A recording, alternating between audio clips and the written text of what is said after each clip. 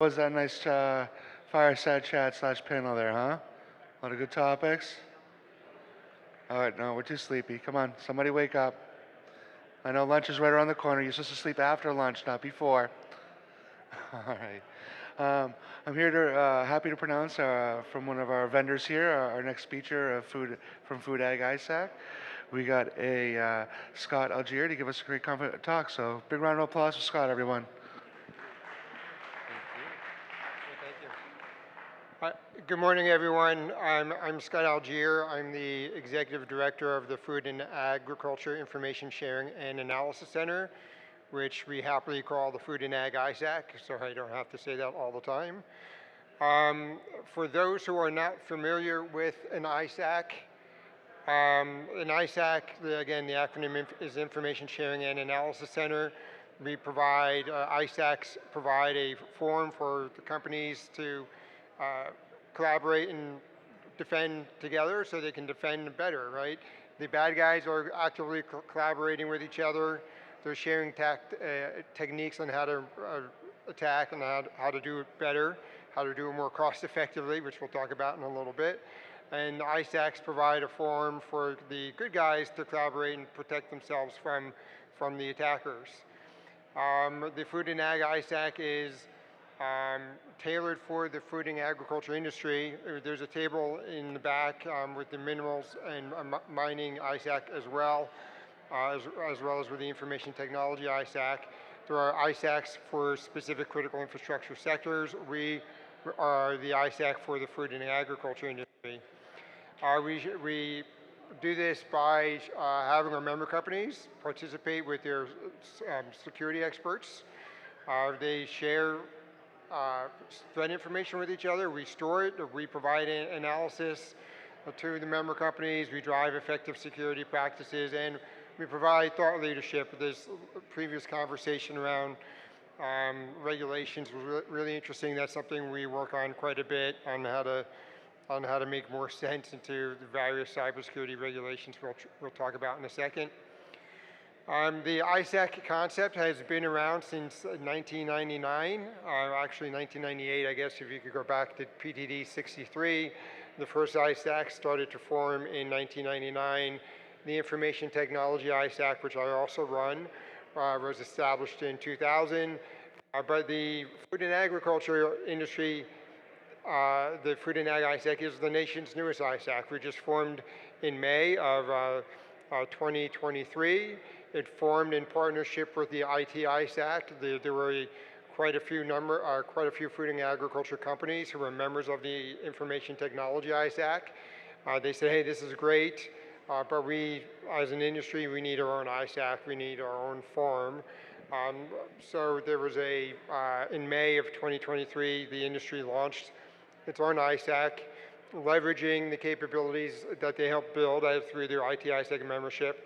So it's a great partnership now between the IT ISAC and the Food and Ag ISAC, where the IT ISAC is helping to seed the growth of the Food and Ag ISAC, providing analytic capabilities, providing a team of analysts, providing me and other support staff to grow and manage the organization.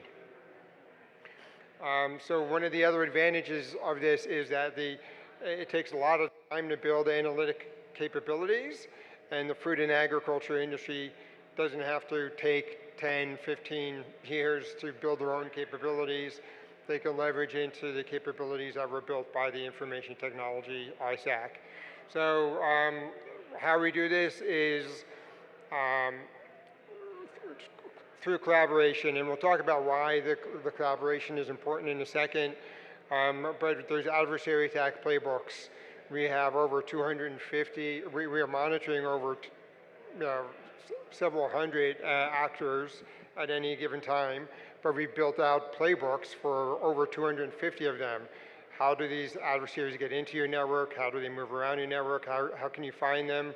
We map it to the MITRE ATT&CK framework. Members have access to this. They also can contribute to it.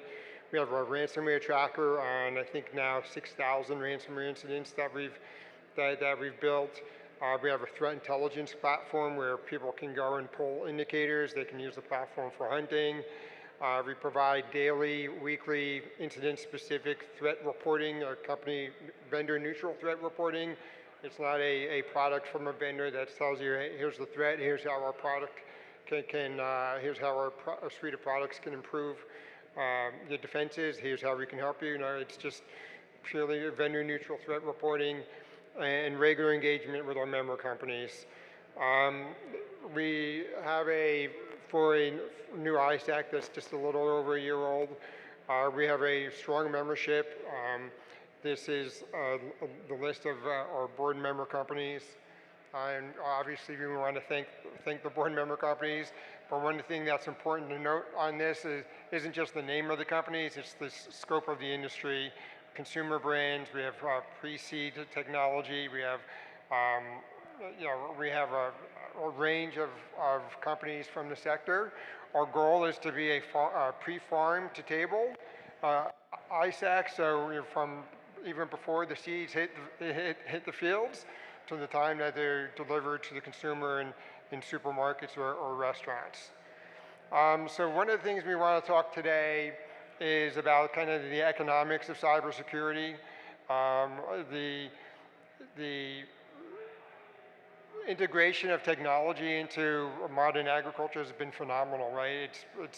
We're now feeding more people with fewer farms and fewer acres than we have ever before. So the technology has been great, but the integration of technology into modern agriculture also does create some security challenges, right? It creates a larger attack surface. And this kind of bleeds into some of the realities of cybersecurity in general, and it relates also specifically to the food and agriculture industry, which is that the attackers, they're already sharing with each other. We'll talk through this a little bit. They're leveraging forums, they're selling their skill sets, they're mentoring other hackers, not just hackers, I shouldn't say that, they're mentoring other cyber criminals. I want to make a distinction between ethical hackers, who behave responsibly and contribute positively to security, versus those cyber criminals who are out there and making money, trying to make money for themselves. So those cyber criminals, those cyber criminal hackers are training each other, they're collaborating with each other, they're mentoring each other. So they're actively collaborating, and they're well organized. The threat landscape is pretty complex, right? Not only is the attack surface larger than it's ever been before, the range of actors are more complex than they've ever been before as well. The amount of the tool sets available to them, we have a lot of nation state tools that have not become public that are in the hands of these adversaries. We have nation states themselves with pretty complex capabilities that are attacking. So it's really quite a difficult environment for the defenders, and it's really, if you're trying to do it alone, you're really going to suffer. I think it's the final point here, which is what we're going to spend a little time on next, is the economics of security favor the bad guy, right? The attackers have the advantage. It's much more costly to defend than it is to attack. So collaboration is really important. So in terms of the cost to attack, we have some really sophisticated nation-state actors that are spending hundreds of millions of dollars to get into networks, but we also have cyber criminal gangs that are pretty active and pretty effective. So just some examples of some of these cyber criminal gangs. Ransomware as a service, right? People are selling ransomware as a service, right? It's a business model that they have, and you can hire someone to do this for you for $40 a month. If you want to pay someone to install malware on other people's machines, you can do that, right? And that ranges from $35 if you want kind of like the low quality malware, up to $4,500 for every thousands of infections, right? And then DDoS attacks, which are still occurring and can still be pretty effective. Again, depending on the size and the scale, it's tens of dollars to up to several $100s. But then there's the cost of defending, right, which is pretty significant. So one of the stats that we've like to point out is that there's $215 billion a year is the global spend on cybersecurity and risk management. So some of these numbers differ based on which resource you come across, but it's always in the couple hundred of billions of dollars a year. Businesses on average spend, 10 to 15% of their annual IT budgets on cybersecurity. That equates to about $2,700 per full-time employee, so it's pretty expensive. The regulatory and incident reporting, the compliance costs of that, I haven't really been able to find good sources on, but I know of companies they have 3, maybe 4 people dedicated to regulatory and compliance issues for every one security person that they have. So the regulatory and compliance costs for that last panel are getting more, they're increasing as well. So, and then the average cost of a data breach is so far in 2024 is $4.88 million. So that's just, if you're going to be, that's in addition to all of the costs to defend, if you do have a breach, it can be pretty expensive for you as well.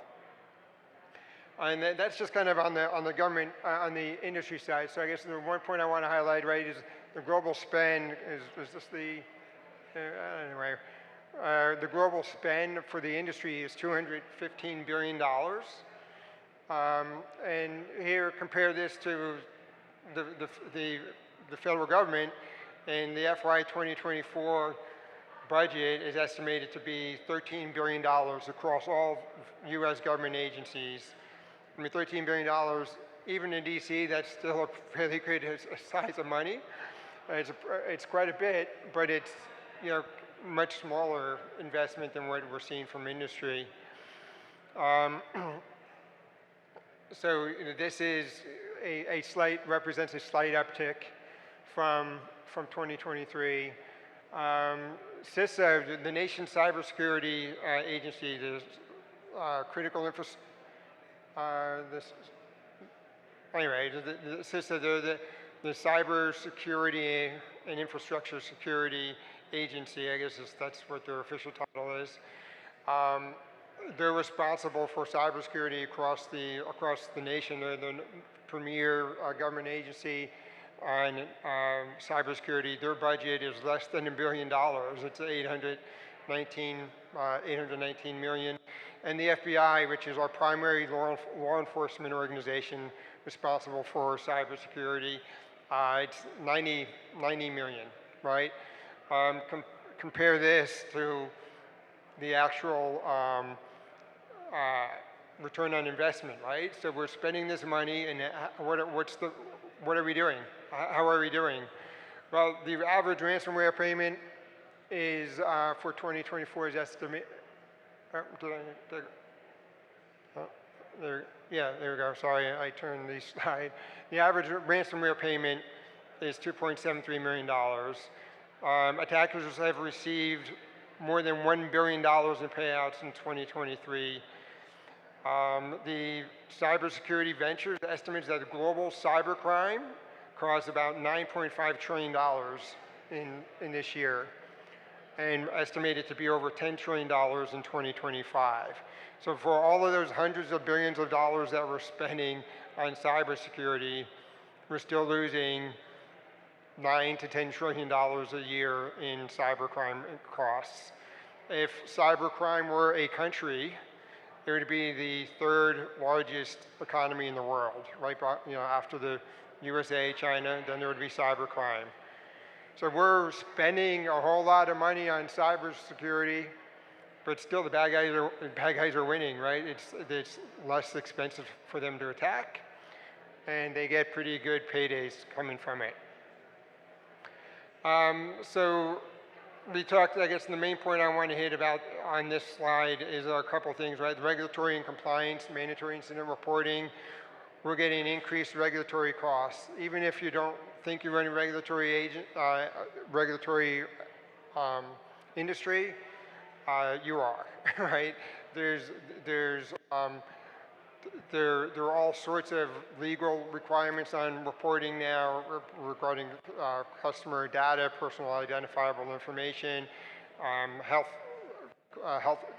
healthcare information, right? If you're all this personal data on your employees, if you're a publicly traded company, you have SEC regulations. So there's a range of regulations that are increasing. And mandatory incident reporting, this is something that is coming down the road. There's active regulations developed around this.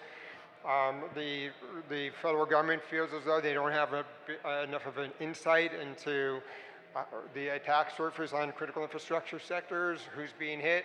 So they are proposing that pretty much every critical infrastructure company, with some really small exemptions, will have to report cyber incidents that they experience to CISA. And this is in addition to the 36 other mandatory cyber incident reporting requirements that exist within the federal enterprise.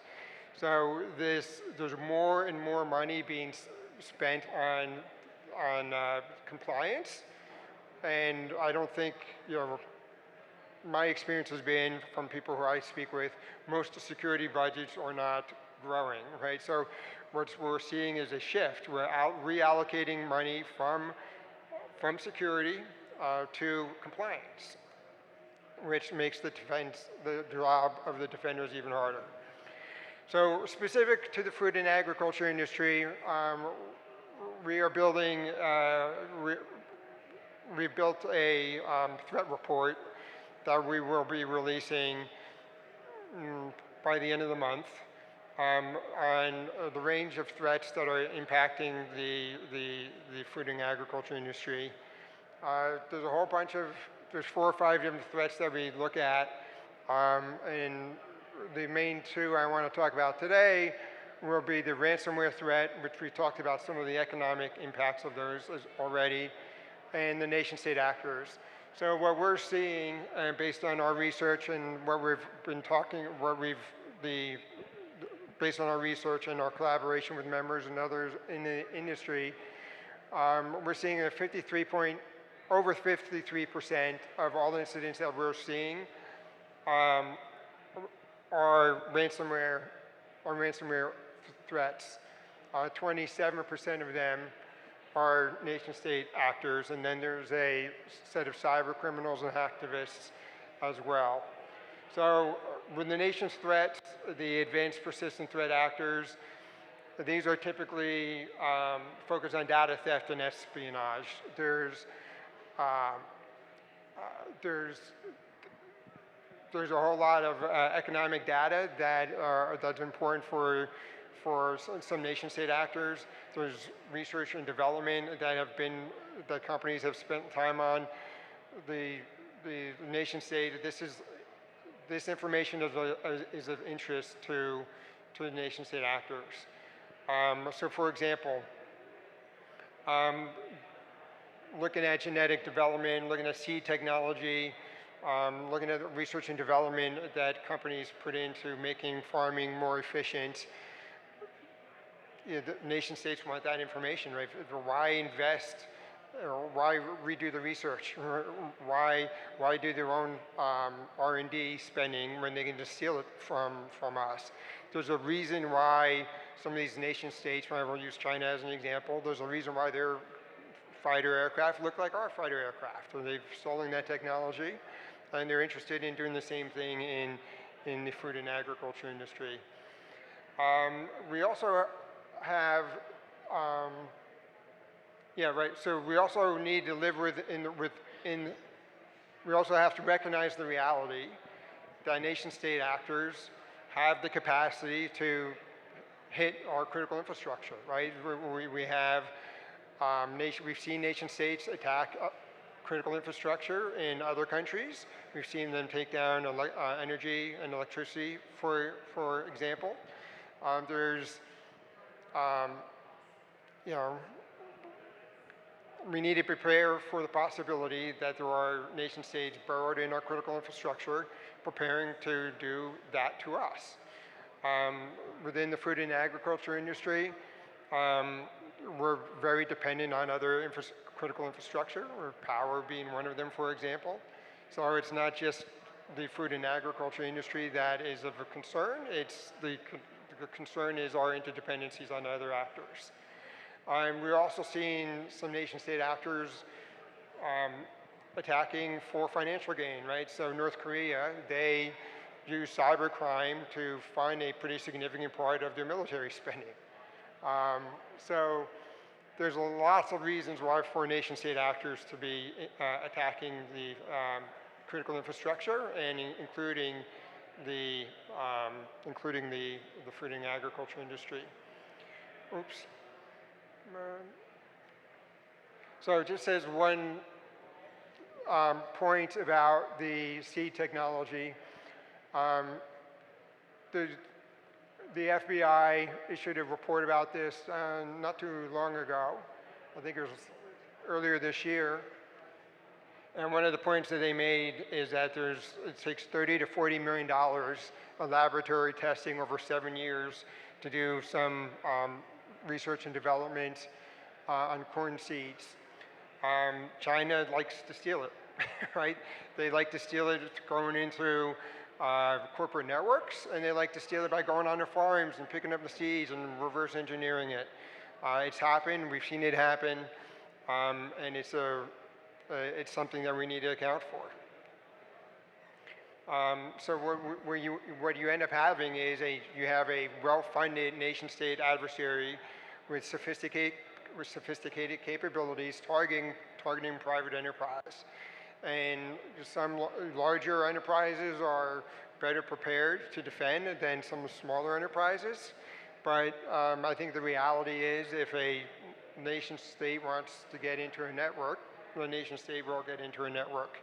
But adversaries sometimes get lazy as well.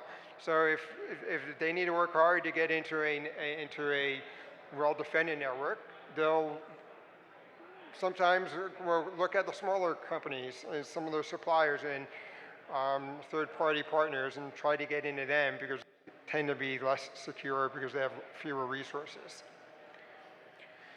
So ransomware, I think it's important to note that ransomware, just like nation-state actors, is not a unique threat to the food and agriculture industry. We've been tracking ransomware in the industry since 2020. We've identified more than 6,500 ransomware incidents over this time. I'm not saying that there have only been 6,500, but these are the ones that we've found, that have been reported to us, that we've identified through open source reporting.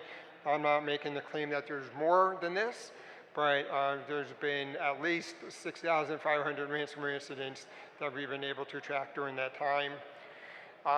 We issued a report earlier this year about ransomware statistics from 2023, specific to the food and agriculture industry. So in 2023, we tracked over 3,000 total incidents across the critical infrastructure community, and 167 of these were against food and agriculture. So that was 5.5% of the volume of attacks were on food and agriculture. So ransomware is pretty tricky to most industries, right? But I think we have some of the same economic factors in food and ag that you see in perhaps like oil and gas or some of the other ones, which is the criticality of the industry, right? We're not seeing evidence that the adversaries are targeting food and agriculture specifically, but they identify targets of opportunity. The victim just happens to be in the food and agriculture industry, and then the the ransomware actors. They say, ha ha, now that we know we infected someone, and then they go back and they do the research on who they infected.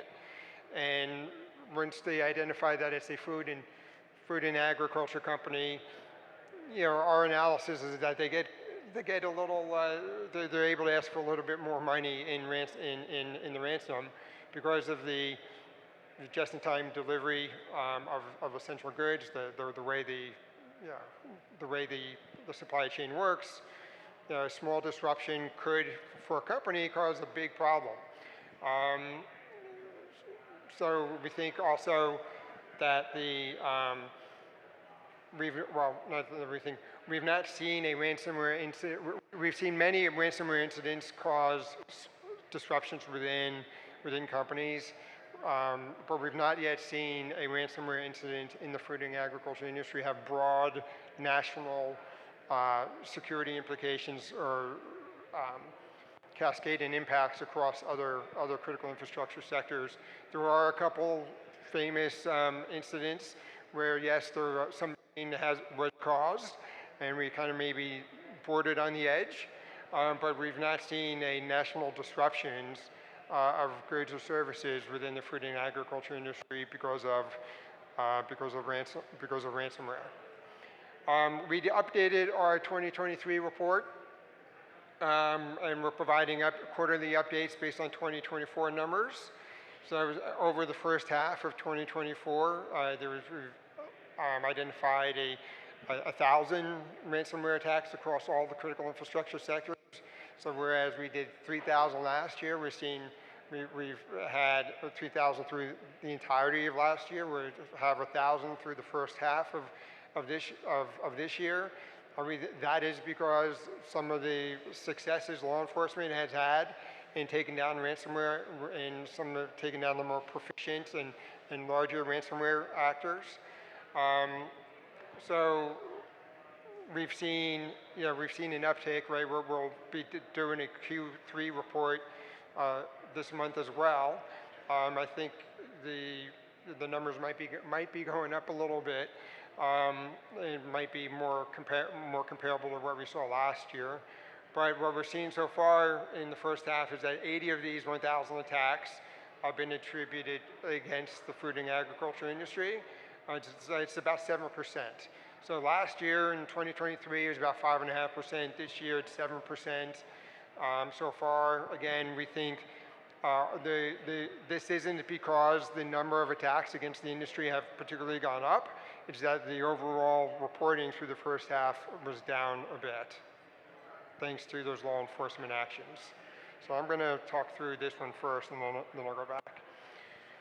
So what are some kind of lessons learned from this? I think are that the bad guys are actively collaborating. The bad guys have extensive networks. The bad guys have a lot of the economic advantage. They're kind of ripping us apart sometimes, and ripping us industry as a whole apart.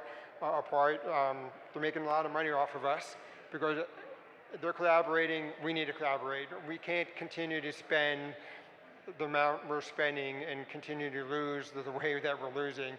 We need to find a better way. So we think leveraging resources and capabilities of peer companies helps companies maximize the security spend. So you all won't have enough analysts. You don't have enough money to hire all of the analysts you need. You join an information sharing and analysis center for your specific industry segment. You have access to other peer analysts you have access to analysts from peer companies who are seeing the same threats or in the same business environment, have the same cost pressures that you have, and you get to learn from them, right? You get to learn what they know as you're embarking on some of the rebuilding your team. Instead of having everybody try to manage and look at 250 threat adversaries, you can divide and conquer, right? You can share. Not everyone needs to look at the same threat actors. You divide this group of companies will take 5, that group of company takes these 3, someone else will take the other 4, and you can share the knowledge about those adversaries with each other across the community. So you can better leverage your resources. You have better access to analysts. When you have a problem, you can ask other people for help, or they may have experienced it before, or they may know of somebody else who can help you out. So there's a real value in maximizing your security spend, because then you can use it on other resources, right? You can hire, in addition to adding analysts to your team through an ISAC, you can perhaps now deploy an additional analytic tool internal to your enterprise. You can put money towards your insider threat program. And then I guess the last point on this one is during this drive to mandatory incident reporting and government reporting requirements, it is important to note that voluntary action will drive better and more cost-effective outcomes than government regulations, right? It's waiting for doing a mandatory incident report, submitting it to governments, and then waiting for something good to come back from you from a government, some kind of analytic product, some magic assistance from government. It's not going to happen, right? CISA doesn't have the budget to deploy security resources to every company who needs them. So again, a force multiplier for pretty cost-effective investments, you can get a lot of bang for your buck. One thing I'd like to do as well is, I know we have a lot of small, medium-sized businesses in the food and agriculture industry. I want to make people aware that we have these resources for small, medium-sized enterprises. A cybersecurity guide, it's free. You can go download it on our website. Gives you, I think, 10 low and no-cost steps you can take to improve the security of your enterprise. And then, of course, I mentioned our ransomware report. There's the April version of it. We upload the quarterly reports up to our website as well.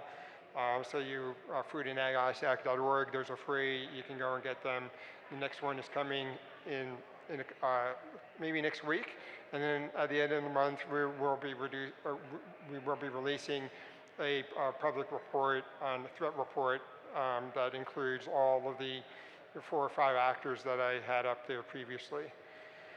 So that's my slide. That's my presentation. Thank you for those who are interested. Right, we have the references here as well for all of our statistics and stats. But I think I have time for questions. I know we're getting close. Yeah, cool. So I do have time for questions if anyone has any. If not, I'll say thank you. Are there any questions for me?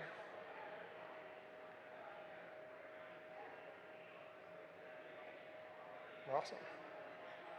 All right. Well, I'll be here for a little bit while longer in the back, just behind the curtain, with the minerals and mining ISAC, and I'm happy to answer any questions you all might have then, or take any